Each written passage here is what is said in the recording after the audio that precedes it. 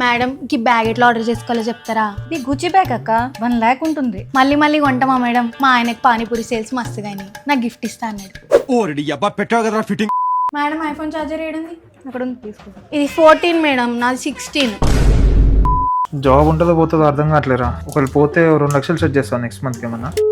Hello చూసిర్రా sir, ఇప్పటికిప్పుడు మీరు నన్ను పనిలో నుంచి తీసేసారు అనుకోండి, 20 ఫ్యామిలీలు వెయిటింగ్ చేస్తాయి నా కోసం. మీకోసం అట్లా కంపెనీలు వెయిటింగ్ చేస్తానయ్యా. సర్లేదు, ఆ 2 లక్షలు ఏదో నేను ఇస్తలే గానీ ₹2 వడ్డీ. రే సాయి, నువ్వు నీ రూమ్మేట్స్ అంతా గలీజ్ పోరగలరా? బిల్లు తెచ్చుకుంటారు, అమ్మాయిలు తెచ్చుకుంటారు. ఎప్పుడైనా ఓనర్కి చెప్పినారా నేను ఎంత మంచిగా ఉంటా మీతో? మీరేమో తిమ్మాక శాలరీ వేయలేదంట.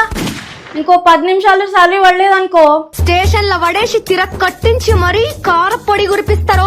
వస్తున్నా మేడం.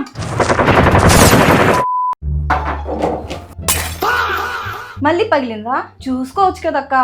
ఊకండి మేడం, ఆ పైన అంతా ఇరికిరిగ్గా 2-3 కబోర్డుల్లో పెట్టకపోతే కింద ఉన్నాయి వాడుకోవచ్చు కదా. కార్నర్స్ ఒక్కటే ఖాళీగా ఉన్నాయక్క. ప్రతిసారి లోపల చేయిపెట్టి నేను తీసుకోలేనుగా. అందుకే మేడం, ప్రియా మేడం లెక్క మీరు కూడా హోమ్ లేని వాళ్ళతో ఇంటీరియర్ డిజైనింగ్ చేయించుకోండి. ఆ కార్నర్ స్పేస్ అంతా వేస్ట్ కాకుండా డిజైన్ చేస్తారు. Kitchen accessories, chopping board, pantry setup ఇదంతా కూడా సెట్ చేసి ఇస్తారు. మళ్ళీ కిచెన్ ని మొత్తం ఏఐతో మాడిఫై చేస్తారు. మళ్ళీ 25% ఆఫర్ కూడా నడుస్తుంది. 45 days లో సర్వీస్ డెలివరీ కూడా చేసేస్తారు. అక్క టీతా మానేసిన మేడం, ఇప్పుడు అంతా గ్రీన్ టీయే. నేను మీకు పొట్లాలు తెప్పించిస్తాను, మీరు నాకు సపరేట్ గా చేసి ఇప్పుడు బయట పెట్టొచ్చు కదా, నేను కూడా వింటాను.